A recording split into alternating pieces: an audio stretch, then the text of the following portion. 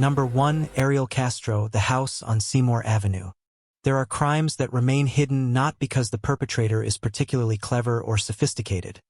but because the mechanism of concealment is so simple and so mundane that it defies the imagination, and the case of Ariel Castro is perhaps the most devastating illustration in modern American criminal history of how a man can imprison 3 human beings inside an ordinary house on an ordinary street in a populated American city for nearly a decade, in full view of a neighborhood, while the rest of the world searched for those same people and found nothing, until one afternoon in May of 2013 when Castro made a single careless mistake, left a door insufficiently secured, and the entire architecture of his hidden world collapsed in a matter of minutes. Ariel Castro was born in Puerto Rico in 1960 and had lived in Cleveland, Ohio, for most of his adult life, working for years as a school bus driver for the Cleveland Metropolitan School District, a job that placed him regularly in the presence of children and families, and that gave him a degree of community familiarity and a reputation as an ordinary, unremarkable neighborhood figure. He lived at 2207 Seymour Avenue in the Tremont neighborhood on Cleveland's west side, a modest 2-story residential house on a block of similar homes, and to neighbors and passersby, there was nothing about the property or its owner that would have suggested anything out of the ordinary was taking place behind its walls. Castro was known in the neighborhood, was seen at local gatherings, and interacted with the people around him in ways that gave no visible indication of the secret he was maintaining inside his home. Between August 2002 and April 2004, Ariel Castro abducted 3 young women from the streets of Cleveland and imprisoned all 3 of them in his house on Seymour Avenue, where they would remain captive for approximately a decade. The first was Michelle Knight, who was 21 years old in August 2002 when she accepted a ride from Castro while walking near his home and was taken instead to Seymour Avenue and never allowed to leave. The second was Amanda Berry, who was just 16 years old, one day before her 17th birthday, on April 21, 2003, when she disappeared after finishing a shift at a local Burger King restaurant and was abducted by Castro on her way home. The third was Georgina de Jesus, known as Gina, who was 14 years old in April 2004 when she vanished on her walk home from school, a child who had been given bus money by her mother that day but had chosen to walk instead, a decision that brought her into Castro's path. Gina de Jesus was also a friend of Castro's own daughter,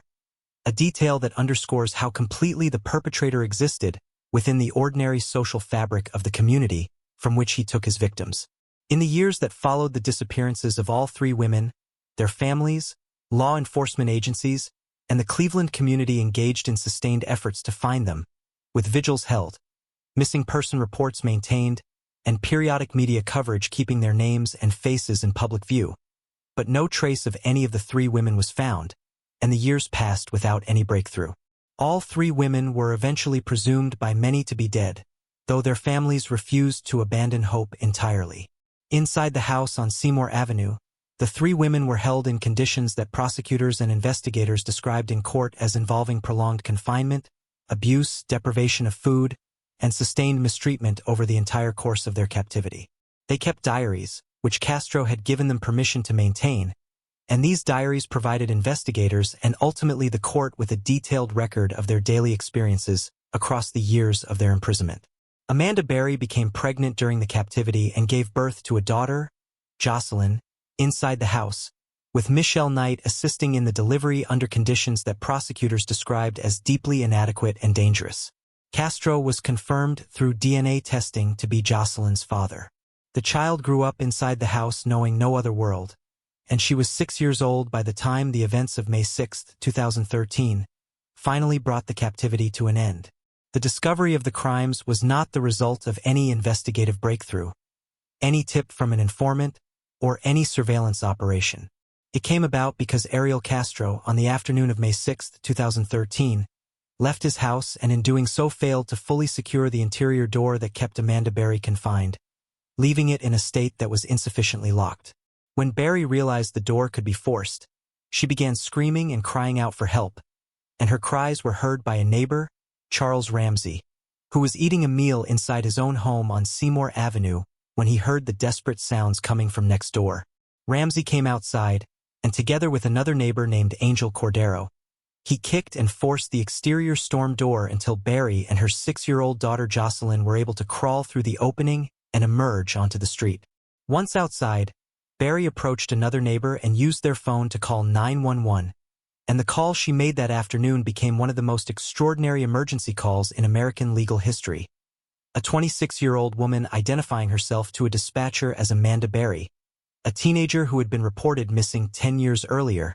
telling the world she was free. Cleveland police officers Anthony Espada and Michael Tracy were among the first to respond to the call, and when they arrived at 2207 Seymour Avenue and entered the house, they found not only the immediate situation described by Barry but the full scope of what had been hidden there, including Michelle Knight and Gina De Jesus, both of whom were still inside the house. Knight, who had been confined the longest of all three women, ran to the officers and jumped into their arms when she saw their badges, telling them she had been in the house for 11 years. Ariel Castro was arrested on the same day, May 6, 2013, after being located away from the property. He was taken into custody, and in the days that followed, as investigators processed the house on Seymour Avenue and interviewed all three survivors, the full picture of what had taken place inside that ordinary-looking residential property across nearly a decade became known to the public and to the legal system. Castro was charged initially on more than 300 counts, and as the investigation expanded, the indictment grew to 977 criminal counts encompassing kidnapping, rape, aggravated murder related to the forced termination of pregnancies, assault, and other charges. To avoid the possibility of the death penalty, and to spare the three survivors from having to testify in open court and relive their captivity before a jury, Castro entered into a plea agreement in July 2013, pleading guilty to 937 of the counts against him, including kidnapping, rape, and aggravated murder. On August 1, 2013, at the sentencing hearing in Cuyahoga County, Michelle Knight addressed Castro directly in a statement that was heard by the entire country, telling him that she had spent 11 years in hell and that his hell was now just beginning. A moment of extraordinary personal courage from a woman who had survived a decade of imprisonment and emerged to face her captor in open court. Castro himself spoke at the hearing, insisting that he was not a monster,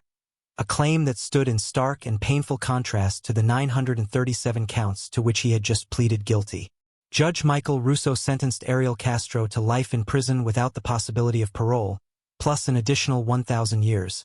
a sentence that was intended to make absolutely certain no mechanism of release would ever be available to him. The house at 2207 Seymour Avenue was demolished on August 7, 2013, just days after the sentencing, in a community ceremony attended by local residents, and the site was subsequently converted into a memorial garden, removing the physical structure that had served as a place of imprisonment and replacing it with something that honored the survivors and acknowledged the community's collective grief. Ariel Castro did not serve his sentence for long. On September 3, 2013, just 1 month after being incarcerated at the Correctional Reception Center in Orient, Ohio, he was found unresponsive in his cell at approximately 9:20 in the evening and was pronounced dead at the Ohio State University Medical Center, with his death ruled a suicide by hanging. The three women he had held captive went on to rebuild their lives with extraordinary resilience. Amanda Barry and Gina De Jesus co-authored a book about their experiences, and Barry subsequently hosted a daily segment on a Cleveland television station highlighting missing persons cases, a commitment to using her experience to help others find the people they were searching for. Michelle Knight, who legally changed her name to Lillian Rose Lee, also wrote a memoir and became an advocate for survivors of abuse. The case of Ariel Castro remains one of the most significant and widely studied examples in American criminal history of how the most devastating crimes can exist in absolute plain sight, concealed within ordinary neighborhoods, ordinary houses, and the ordinary routines of daily life, waiting to be discovered not through the machinery of investigation but through a single unlocked door on an unremarkable afternoon in May. Number 2. Anthony Sowell, the house that nobody questioned. For years, the residents of Imperial Avenue on the east side of Cleveland, Ohio, had noticed a smell, a persistent, deeply unpleasant odor that seemed to hang over a particular corner of their neighborhood, and that had become such a fixture of daily life that most people had simply stopped questioning where it came from, and the most common explanation offered by those who lived nearby was that the smell must be coming from Ray's Sausage Company, a meat processing business that had operated in the area for decades and whose work naturally produced strong odors that drifted through the surrounding streets. The owners of Ray's Sausage had themselves noticed the smell and had taken the extraordinary step of replacing their sewer line and grease traps in an attempt to address what they believed might be a sanitation issue on their end, and health inspectors had visited and attributed the odor to the meat processing operation, meaning that even people whose professional responsibility it was to investigate such complaints had looked at the situation and found nothing alarming. What nobody on Imperial Avenue knew, and what would not become known until a completely unrelated criminal complaint led police to a 3-story house at 12205 Imperial Avenue in late October 2009, was that the smell had nothing to do with the sausage company at all, but was coming from the home of 50-year-old Anthony Sowell, a former United States Marine and convicted sex offender who had been living quietly in that neighborhood for years while concealing within the walls and yard of his house the remains of 11 women whose families had been searching for them and whose disappearances had largely gone without the kind of serious investigative response they deserved. Anthony Sowell was born in 1959 and had grown up in a deeply difficult household, with relatives later testifying during his murder trial that he and other children in the home had suffered serious physical abuse at the hands of his mother from a young age, and court-ordered psychological evaluations noted that Sowell had acknowledged having significant personal and behavioral difficulties, particularly in connection with alcohol. He had served in the United States Marine Corps between 1978 and 1985 and had been honorably discharged at the rank of sergeant, a detail that many in his community would later cite with a sense of disbelief when the full extent of his crimes became known. In 1989, Sowell was convicted of attempted rape and kidnapping and served 15 years in prison, and he was released in 2005 and returned to the Imperial Avenue neighborhood, where he was required to register as a sex offender. Between 2007 and 2009, Sowell lured 11 women to his home, almost all of them black women who were struggling with addiction and housing instability, promising them alcohol or drugs and using their vulnerability as a mechanism to gain access to them in a setting where he could act without witnesses or intervention. The women he targeted were Tonia Carmichael, Nancy Cobbs, Tishana Culver, Crystal Dozier, Talasha Fortson, Imelda Hunter, Lashanda Long, Michelle Mason, Kim Yvette Smith, Diane Turner, and Janice Webb, and each of them had a life, a family, people who loved them and who noticed when they disappeared, but many of their disappearances were not immediately treated with the urgency that their situations demanded, a failure that would later become one of the most painful and publicly debated aspects of the entire case. There had been warning signs and opportunities for intervention that were not acted upon, including a December 2008 incident in which an injured woman told police that Sowell had attacked her,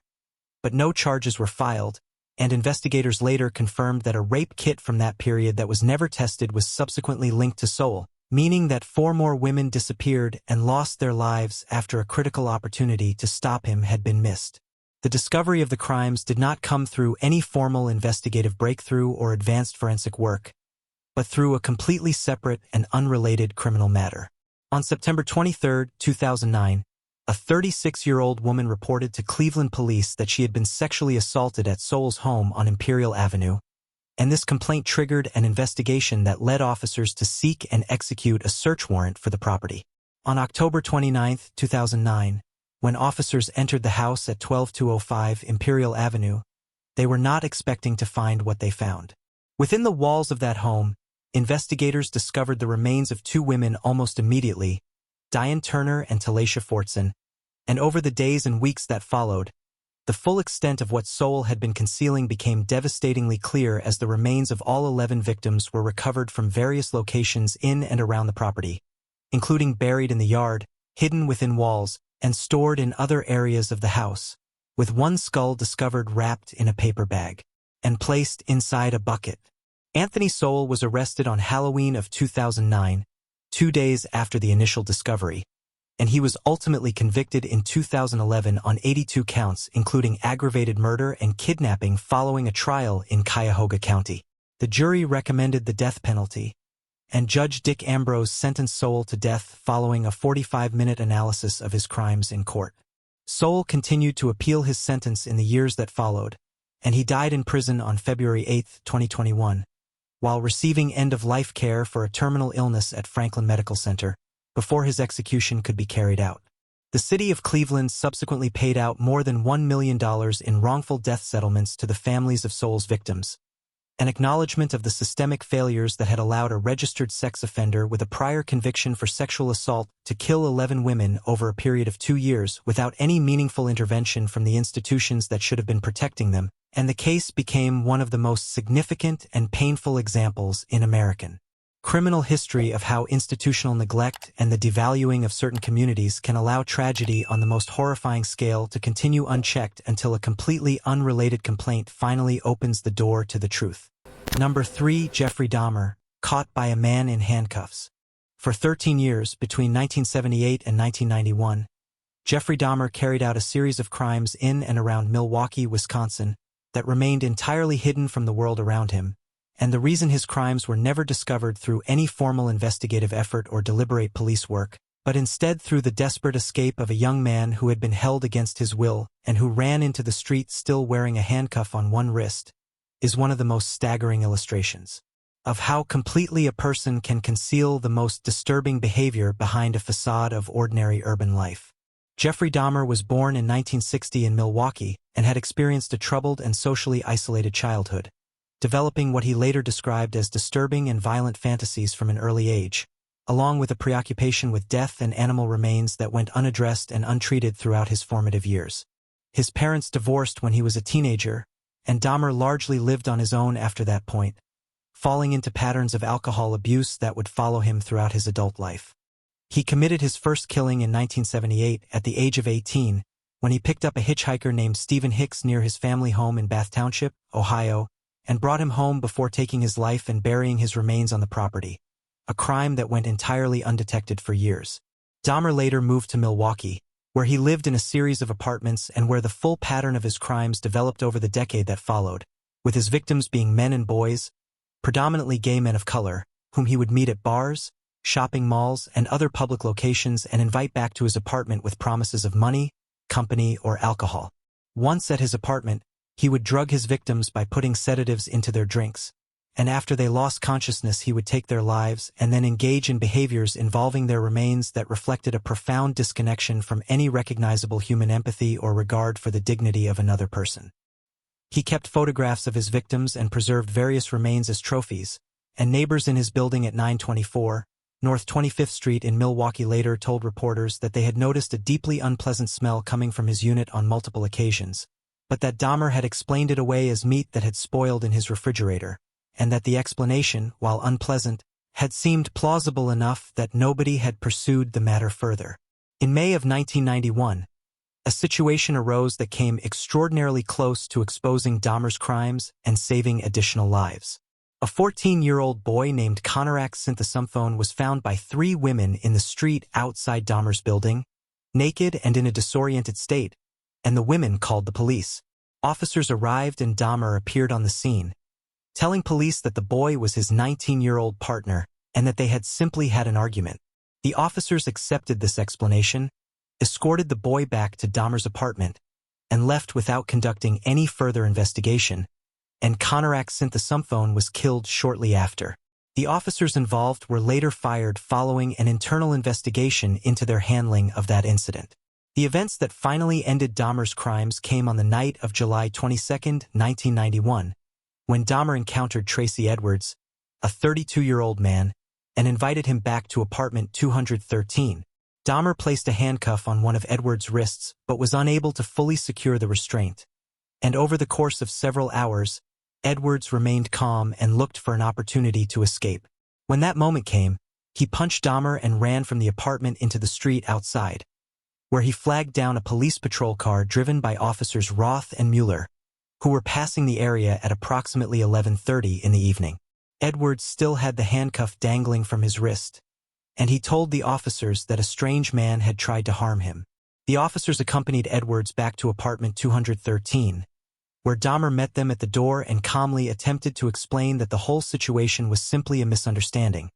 an explanation that the officers were initially inclined to accept. It was only when one of the officers noticed a collection of Polaroid photographs in the apartment showing dismembered human remains that the situation changed completely. Dahmer was arrested, and the subsequent search of apartment 213 revealed one of the most disturbing crime scenes in the history of American law enforcement, with human heads found in the refrigerator and freezer, additional skulls discovered atop Dahmer's computer, a 57-gallon drum in the bedroom containing decomposing remains preserved in chemicals, and extensive photographic documentation of his crimes. In total, The remains of 11 victims were recovered from the apartment, and investigators eventually confirmed that Dahmer had killed 17 people across the span of his criminal career. Dahmer was charged with 16 counts of murder in Wisconsin and subsequently pleaded not guilty by reason of insanity, but the jury rejected this defense, and in February 1992 he was sentenced to 15 consecutive life terms in prison,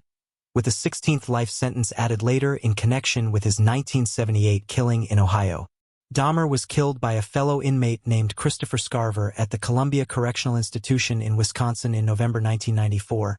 just 2 years into his sentence, and the circumstances of his death brought to a close one of the most disturbing criminal cases in American history, a case that would never have been uncovered when it was if Tracy Edwards had not managed to slip free of a single handcuff and run into the street on a summer night in Milwaukee. Number 4. Robert Durst, the garbage bags in the Bay. There are few criminal cases in American history that carry the combination of extraordinary wealth, decades of suspicion, dramatic legal proceedings, and completely accidental discovery that defines the case of Robert Durst, the New York real estate heir whose crimes remained hidden in plain sight for years until a local resident noticed something deeply wrong floating in the waters of Galveston Bay, Texas, on an autumn day in September 2001. Robert Durst was born in 1943 into one of New York City's most powerful and influential real estate families. The Durst Organization, which owned some of the most valuable commercial properties in Manhattan and represented a level of wealth and social standing that afforded him access to the best legal representation money could buy and a degree of public deference that might have shielded a less prominent individual from serious scrutiny at multiple points in his life. By the time of the Galveston discovery, Durst had already been living under a cloud of suspicion for nearly 2 decades, stemming from the 1982 disappearance of his first wife, Kathleen McCormick Durst, who vanished without explanation and whose case had never been resolved despite ongoing investigations, and the persistent belief among law enforcement officials and Kathleen's family that she had not simply left of her own accord. Durst had also been connected to the December 2000 death of Susan Berman, a close friend and confidant who had served as his spokesperson during earlier investigations into Kathleen's disappearance and who was found shot in her Beverly Hills home on Christmas Eve of that year. A killing that investigators would spend years trying to link to Durst but which he consistently denied any involvement in. In the months following Berman's death, as investigators in Los Angeles began reopening their inquiries and looking more closely at Durst's past, Durst made the extraordinary decision to move to Galveston, Texas, a city where he had no obvious personal or professional connections, and to live there under a disguise, renting a small apartment in a modest residential building and presenting himself to neighbors and local businesses as a mute woman named Dorothy Senayer, dressing in women's clothing, and communicating through written notes to avoid speaking and being recognized. It was while living in this disguise that Durst struck up an unlikely friendship with Morris Black, a 71-year-old neighbor who lived across the hall from him in the same building, and the two men developed a close acquaintance built around a shared interest in firearms. The relationship deteriorated in the months that followed,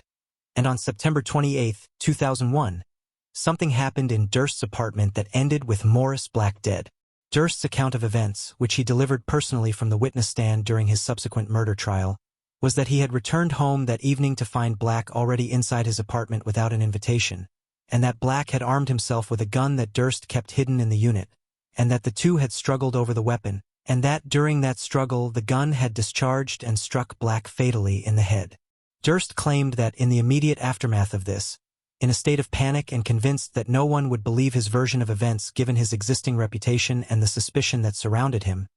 he had made the decision to conceal what had happened by dismembering Black's body using a bow saw and an axe and disposing of the remains in the waters of Galveston Bay in a series of black plastic garbage bags. The discovery of the crime came entirely by accident in late September 2001, when a local area resident spotted black garbage bags floating in the waters of Galveston Bay and alerted authorities. And when officers from the Galveston Police Department arrived and retrieved the bags from the water, they found inside them the dismembered human remains of Morris Black, specifically his arms, legs, and torso, with his head never subsequently recovered. The identity of the remains was not established through physical identification but through a newspaper delivery sticker found inside one of the bags that contained an address traceable to the building where Durst and Black had both lived, and this led investigators to the crime scene apartment and ultimately to Durst himself. Robert Durst was arrested in Galveston on October 9, 2001, and was charged with first-degree murder in the death of Morris Black. He made bail, subsequently missed a court hearing,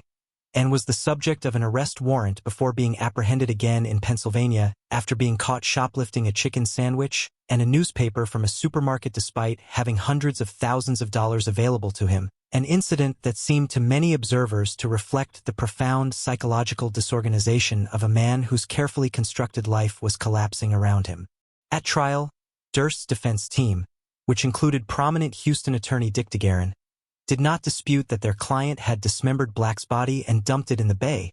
but argued that the shooting itself had been accidental and constituted self-defense rather than murder. The jury accepted this argument, and in November 2003 Robert Durst was acquitted of the murder of Morris Black, though he subsequently pleaded guilty to evidence tampering in connection with the dismemberment and disposal of the body. The acquittal shocked many observers and was viewed as a consequence of the legal team's ability to humanize their client and cast sufficient doubt on the prosecution's case. Durst's story did not end there, however, because in 2015 he agreed to participate in a documentary series called The Jinx, produced by filmmaker Andrew Uretsky, and during the filming of that documentary, audio equipment captured Durst apparently speaking to himself in a bathroom and making statements that were widely interpreted as a damaging self-incriminating admission, and on the same night that the final episode of The Jinx aired on HBO, Durst was arrested in a New Orleans hotel room on a first-degree murder warrant related to the 2000 killing of Susan Berman. He was convicted of Berman's murder in 2021 and sentenced to life in prison, and he died in a California hospital in January 2022 while serving that sentence, bringing to a close a case that had begun with a local resident noticing garbage bags floating in a Texas bay and that had ultimately exposed decades of secrets concealed behind one of America's most prominent family names. Number 5. Michael Christopher Sager, What the Cat Found. Among all the unexpected ways in which hidden crimes have come to light over the years, few are as quietly extraordinary as the role played by an animal in the 2017 discovery of a crime that had been successfully concealed in a residential backyard in Sacramento, California, for more than 2 years, and the case of Michael Christopher Sager stands as a stark illustration of how completely a person can bury the evidence of their actions and live in apparent normalcy for an extended period of time, confident that what is hidden beneath the ground will remain hidden forever, until something entirely beyond their control disturbs the surface and exposes what lies beneath. Michael Christopher Sager was 22 years old at the time of his arrest in January 2018, and the crime to which he was connected had taken place in the summer of 2015, when investigators believed he had stabbed his housemate to death following a verbal argument at the property they shared in the North Highlands area of Sacramento, approximately 12 miles northeast of the city center. After killing his housemate, Sager allegedly buried the body in a shallow grave in the backyard of the property and then vacated the house, leaving it behind and moving on with his life in a way that suggested a calculated decision to simply disappear from the situation and hope that what he had done would never be discovered. No missing person report was ever filed for the victim, whose identity was not publicly released by authorities at the time of Sager's arrest, a detail that speaks to the particular vulnerability of individuals whose absence from society may go unnoticed or unreported because of the circumstances of their lives or the state of their relationships with family and community. The property passed into the hands of a new owner, Demas Velasquez, who had rented out the house to a series of tenants over the years following Sager's departure, and who had eventually evicted the most recent occupants after they failed to pay their rent, at which point he began the process of cleaning up and renovating the property. By the time construction workers arrived at the house in late December 2017 to begin clearing out the considerable accumulation of debris and trash in the backyard, which Velasquez described as massive and heavily overgrown, there was nothing about the property's exterior that would have suggested to anyone that it contained anything other than years of accumulated neglect. The workers began their task by clearing the trash and debris from the yard, and it was during this process, as the layers of accumulated material were gradually removed, that a cat present near the back of the property began digging and showing unusual interest in a particular area of the ground near the back entrance of the house. The workers followed the animal's behavior and investigated the spot it had been disturbing, and just steps from the back door of the property they uncovered skeletal remains buried in a shallow grave, a discovery that immediately halted all other work and prompted an emergency call to law enforcement. The Sacramento County Sheriff's Department arrived and confirmed that the remains were human, and the subsequent forensic investigation established that the bones had been in the ground for an extended period,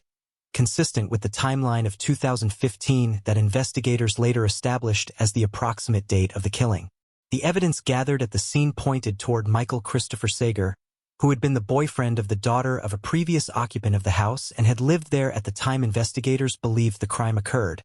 and Sager was arrested and booked on murder charges in January 2018. Dimas Velasquez, the property owner, spoke to local media after the discovery and described the profound shock of learning what had been buried on the property he had owned and rented out for years, telling reporters that no one who had passed through that house, himself included, would ever have imagined they were in such proximity to what had been hidden there, and noting that the construction workers had made the discovery only because a cat had drawn their attention to a specific spot in the yard at the precise moment they were working nearby, a convergence of circumstances so entirely unplanned and coincidental that it underscores how close this case came to remaining permanently unsolved, and how dependent the outcome was on a chain of events that began with an animal's instinct rather than any human intention or investigative effort. Number 6. Luca Magnotta, the package at the political office. The case of Luca Rocco Magnotta is one that unfolded in the most public and internationally visible way imaginable, beginning not in a police station or a courtroom but in the mailroom of a political party headquarters in Ottawa, Canada, on an ordinary morning in late May 2012, when a staffer opened a routine incoming package and found inside it something so completely unexpected and so deeply disturbing that it triggered an immediate emergency response and launched one of the most dramatic international manhunts in Canadian criminal history. Luca Rocco Magnotta was born in 1982 in Scarborough, Ontario, under the name Eric Clinton Newman, and had legally changed his name in 2006, a detail that investigators would later note as consistent with a pattern of identity shifting and reinvention that characterized much of his adult life. He had worked in the adult entertainment industry and had cultivated an online presence across numerous social media platforms under multiple different aliases, with police later establishing that he maintained approximately 70 Facebook accounts operating under different identities at the time of his arrest. Magnotta had also come to the attention of animal welfare organizations in the years before 2012 due to videos posted online that appeared to show him harming cats, and these organizations had spent years attempting to identify and locate him and bring the matter to the attention of law enforcement, but had not succeeded in doing so before events of a far more serious nature made his identification an urgent priority for authorities across multiple countries. The victim in Magnotta's murder case was Jun Lin, a 33-year-old Chinese international student who was studying computer science at Concordia University in Montreal, Quebec, a young man who had come to Canada to pursue his education and who, according to people who knew him, had only recently met Magnotta in the weeks before his death. Jun Lin was last seen on May 24, 2012, and investigators later established that he was killed on or around May 24th or May 25th at Magnotta's apartment in Montreal,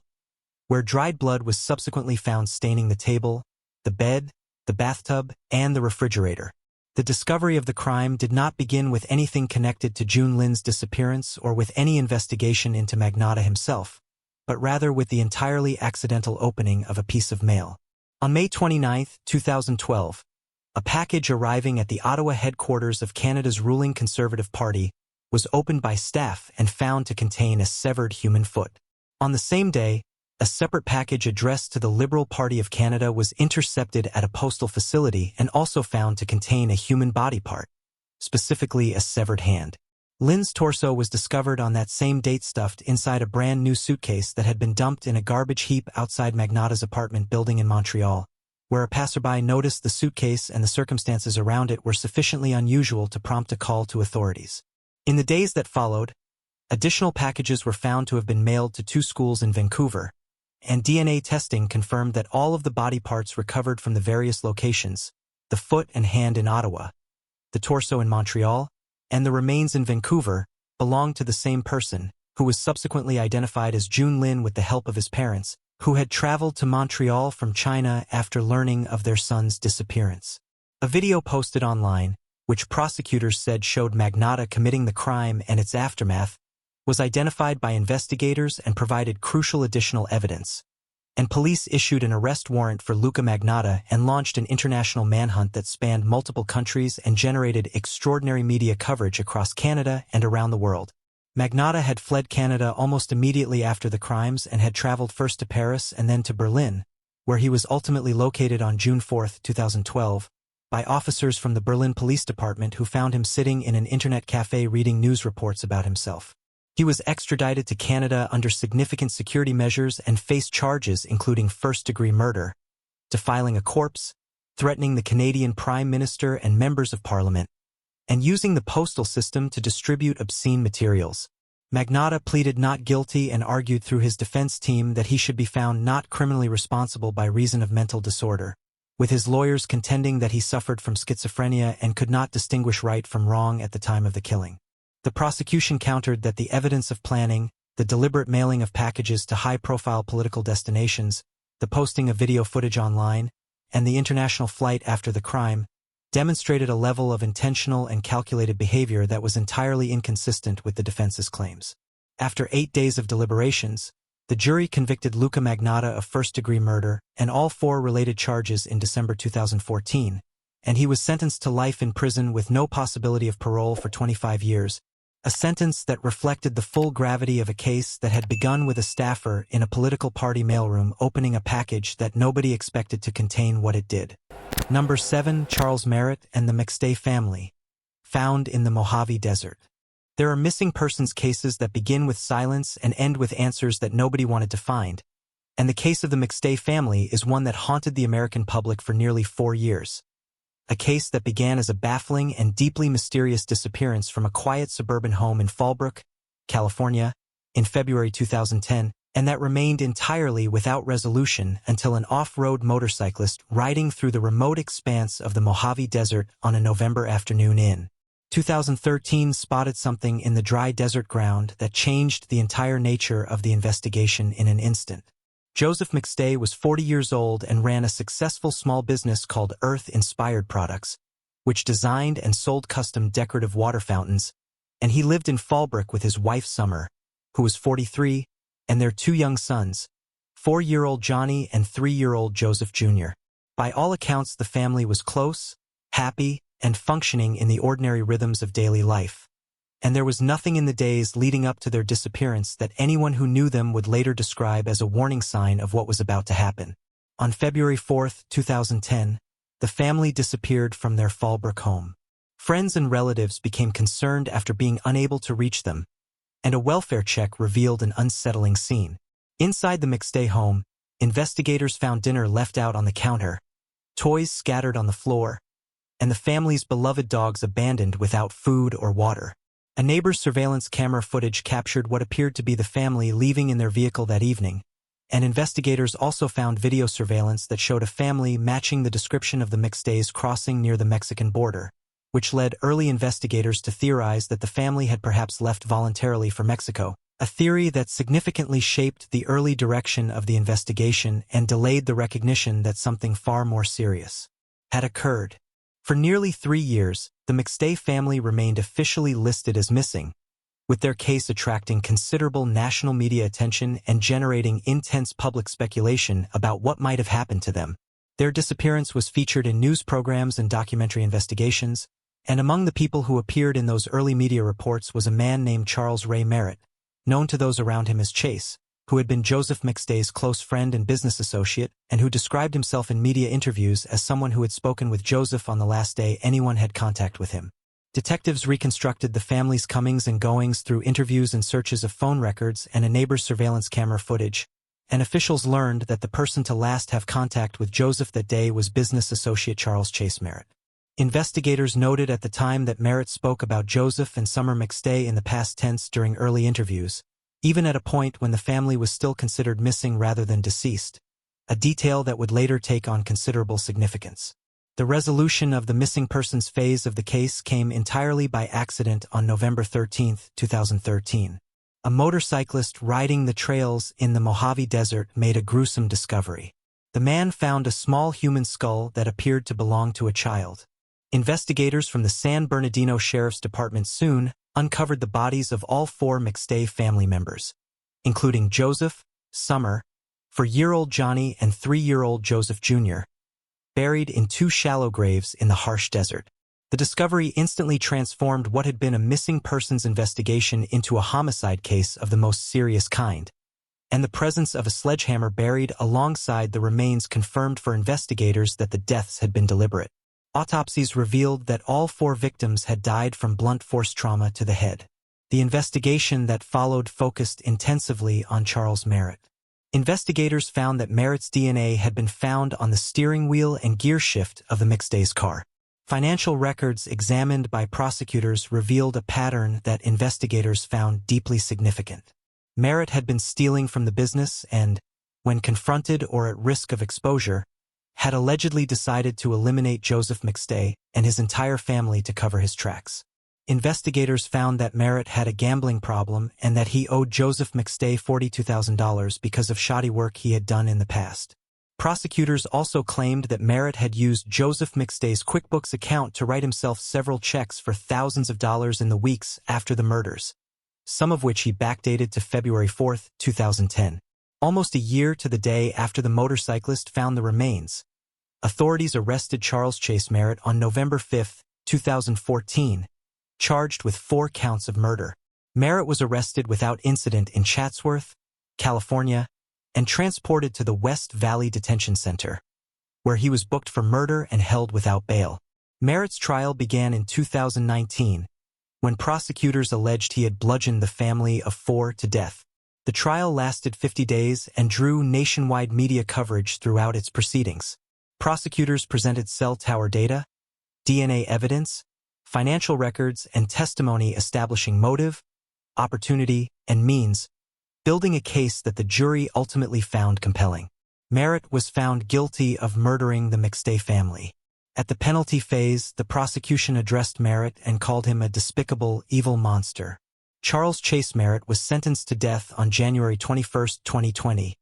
after being convicted of murdering an entire family and dumping their bodies in a shallow Southern California desert grave. Merritt is currently on death row at California's San Quentin prison. The case of the McStay family remains one of the most devastating examples in recent American criminal history of how completely a trusted friend and colleague can conceal the most serious intentions behind the ordinary surface of a professional relationship, and how the resolution of a family's disappearance can depend not on any planned investigative effort, but on an off-road motorcyclist choosing a particular desert trail on a particular November afternoon and happening to look down at the ground at exactly the right moment. Number 8. Rachel Fitzner, the suitcase in the duck pond. On the morning of October 17, 2007, 2 schoolboys were playing at Mandarama Reserve, a local park located in Ambarvale in Sydney's southwest, New South Wales, Australia, and their attention was drawn to something unusual floating in the duck pond at the center of the reserve, a tartan-patterned suitcase partially submerged in the water that had not been there before and that struck the boys as sufficiently out of place to warrant a closer look. When they waded in and retrieved the suitcase and opened it, what they found inside was so far beyond anything a child should ever encounter that the discovery would remain with them for the rest of their lives and would immediately set in motion a criminal investigation that revealed one of the most devastating and preventable tragedies in the history of Australian child welfare. Inside the suitcase, wrapped in 2 plastic bags, was the body of a child. The remains were so badly decomposed from the time they had spent in the water that the initial appearance was deeply confusing, and one account noted that the boys believed at first that what they were looking at might be the body of a small animal rather than a human being. Police were called immediately, a crime scene was established, and the investigation was taken over by the New South Wales Police Forensic Services Group, who worked to establish the identity of the child and the circumstances of their death. The child was Dean Shillingsworth, just 2 years old, who had last been seen alive on October 11, 2007, 6 days before his body was found in the pond. Dean was the middle child of Rachel Fitzner, a 25-year-old mother of 3, and his brief life had already been marked by significant instability and documented concern from child welfare authorities. Fitzner had a complicated and deeply troubled relationship with Dean specifically, and she later admitted in court that she harbored a strong negative feeling toward her middle son stemming from his physical resemblance to his father, Paul Shillingsworth, a man with whom her relationship had been difficult and whom she had described as a source of significant distress in her life. Dean had at one point been placed in the care of his paternal grandmother and Coffee by the Department of Community Services following concerns about his welfare, but had been temporarily returned to his mother's care, and it was during this period of temporary return that the events leading to his death occurred. In the immediate aftermath of Dean's death, Fitzner did not report what had happened to any authority, but instead engaged in a sustained and deliberate pattern of deception, telling people who asked about Dean's whereabouts that she had dropped him off at the Department of Community Services the week before his body was discovered, a lie she maintained consistently through multiple conversations even as police arrived at her home, the day after the suitcase discovery, to inquire about the child. Officers searched her house and found nothing immediately connecting her to the body in the pond, and Fitzner maintained her story confidently enough that investigators initially made no formal connection between the floating suitcase and the missing child. It was only when officers went to the Department of Community Services to verify Fitzner's claim and learned that the department had not received Dean and had no record of any handover that the investigation shifted decisively. And when police returned to speak to Fitzner's partner, Clifford Connors, he confirmed the same false story he had been told, apparently having no knowledge himself of what had actually happened. The forensic evidence gathered from the suitcase and from the pond was eventually connected to Rachel Fitzner, and she was arrested on October 20, 2007, just 3 days after the two schoolboys had made their discovery in the park. At her committal hearing, the court heard that Fitzner had told police that Dean had lost consciousness after she shook him and threw him to the ground, and that, believing him to be dead, she had wrapped him in plastic bags, placed him in the suitcase, and disposed of him in the nearby pond. A forensic pathologist testified that due to the advanced state of decomposition caused by the child's time in the water, the precise cause of death could not be medically determined, but noted that it was possible Dean had not been dead at the time he was placed in the suitcase,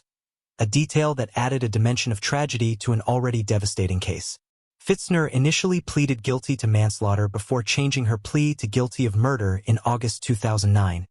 and she was sentenced to a minimum of 19 years in prison by the New South Wales Supreme Court. The case prompted intense public debate in Australia about the adequacy of the child welfare system, with the family of Dean Shillingsworth and others pointing out that there had been 34 separate risk of harm reports filed with authorities regarding Dean's welfare before his death, none of which had resulted in action sufficient to protect him, and the question of how a child about whom so many concerns had been formally documented could nonetheless end up lost in a pond in a public park, to be found by two schoolboys on a morning walk, became one of the most painful and consequential conversations in Australian child protection policy in the years that followed. Number 9. Sheila Keane Warren, the killer who came to the door in a clown costume. There are criminal cases so bizarre in their circumstances, so far outside the boundaries of ordinary human imagination, that they seem for a long time to belong more to the realm of fiction than to documented reality, and the case of the 1990 shooting of Marlene Warren in Wellington, Florida, is one that so thoroughly defied the expectations of investigators, witnesses, and the public that it remained unsolved for 27 years, in part because the nature of the crime itself made it almost impossible to believe that it had been perpetrated by someone within the ordinary circle of the victim's own life. On May 26, 1990, a woman named Marlene Warren answered the front door at her home in Wellington, Florida,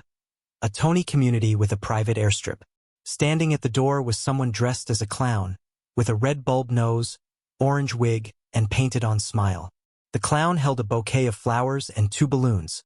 one emblazoned with a picture of Snow White and one that said,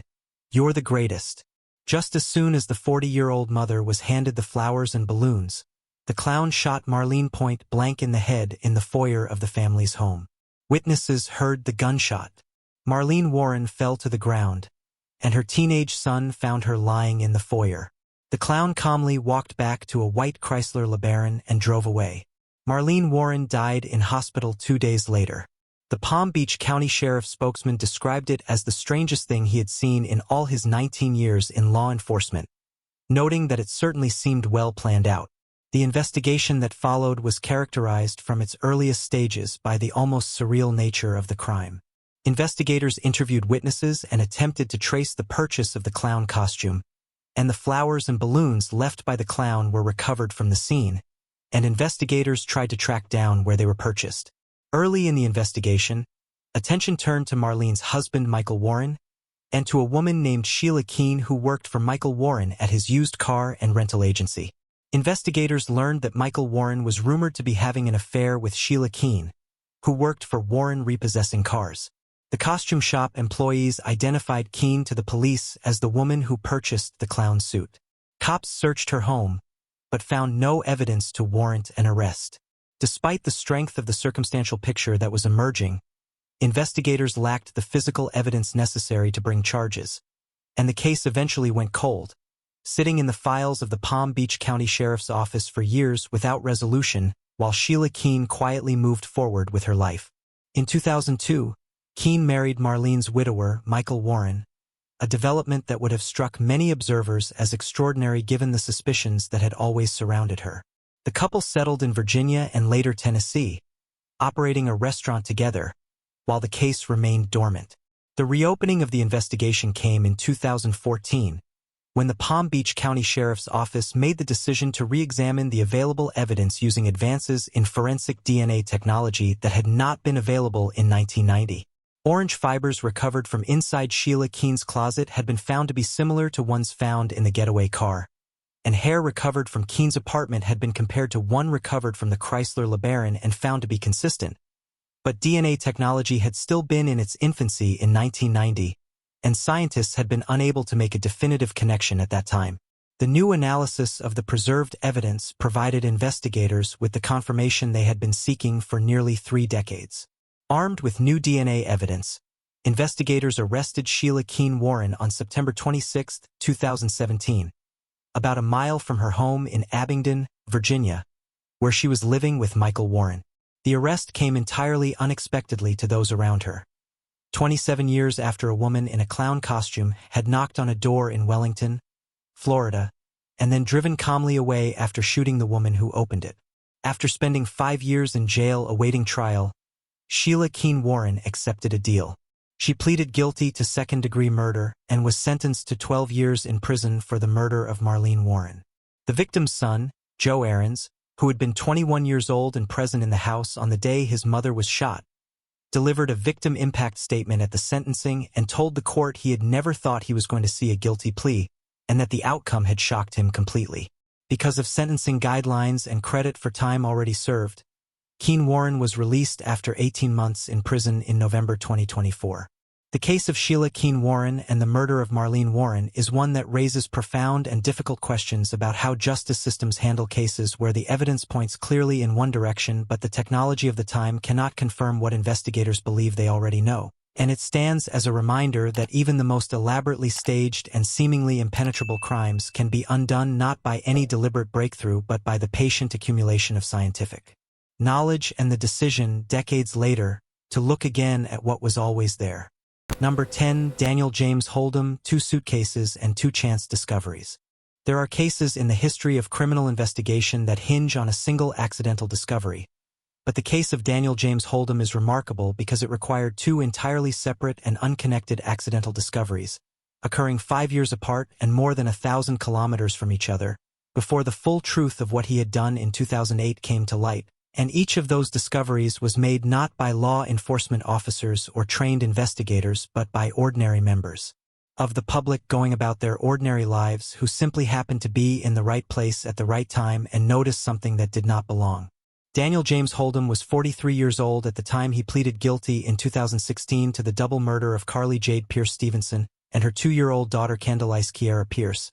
crimes that had taken place in 2008 and that had remained entirely undetected and unconnected for 7 years until a chain of accidental circumstances finally brought them to the attention of investigators. Carly Pierce Stevenson was 20 years old in 2008, a young mother from New South Wales who had a brief relationship with Hold'em, and she and her daughter Candalyce had been traveling with him in circumstances that investigators later pieced together through the evidence gathered across multiple states and jurisdictions. Hold'em, according to the facts presented in court, killed Carly Pierce Stevenson and left her body in Belanglo State Forest in New South Wales, a location already infamous in Australian criminal history as the site where serial killer Ivan Milat had disposed of 7 backpacker victims in the 1990s, and then took her daughter Candalyce and drove with her towards South Australia, telling anyone who asked that he was taking the child to her grandmother. In reality, he killed Candalyce shortly after and disposed of her remains in a suitcase that he left alongside a highway near the small South Australian town of Winarka, more than 1,000 kilometers from where her mother's body had been left. The first discovery came in 2010, when a hiker or passerby in Belanglo State Forest came across human bones and reported them to police, and the remains were recovered and a formal investigation was opened.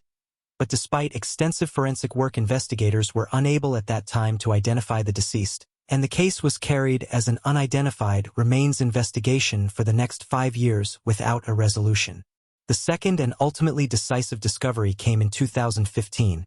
when a passerby driving along the highway near Winarka in South Australia noticed a suitcase that had been left alongside the road and stopped to investigate,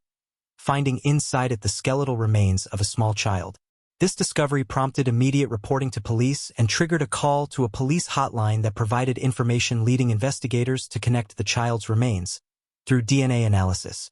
to the unidentified bones found in Belanglo State Forest 5 years earlier, and further DNA testing established that the two individuals were related, a mother and her daughter, and ultimately identified them as Carly Pierce Stevenson and Candalyce Kiera Pierce. The identification of the victims then led investigators to Daniel James Hold'em, who had been in a relationship with Carly and who had been among the last people known to have been with her and Candalyce before their disappearances in 2008.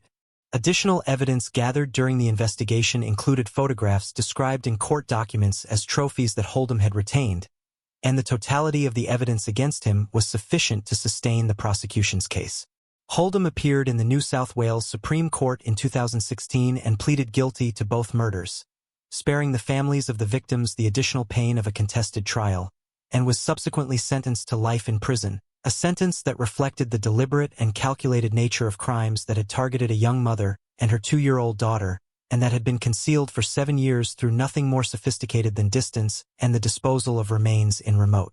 locations. The case of Daniel James Hold'em is ultimately a case about 2 moments of pure chance, a hiker in a forest and a driver on a highway, each noticing something that seemed out of place and choosing to stop and investigate rather than drive past. And it is the combination of those 2 entirely unplanned and unconnected moments of human attention, separated by 5 years and more than 1,000 kilometers, that brought to light a crime that might otherwise have remained in the permanent darkness of the unsolved and the unknown.